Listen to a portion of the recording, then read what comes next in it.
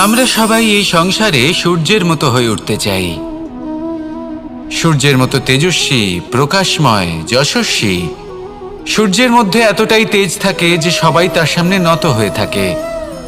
সেই কারণেই সূর্যকে যশদানের গ্রহ বলা হয়।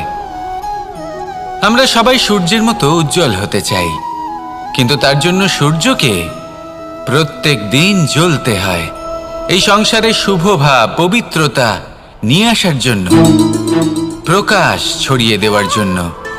সূর্যকে প্রত্যেক দিন অস্তও যেতে হয়, আবার উদিতও হতে হয়, প্রত্যেক দিন জ্বলতে হয়।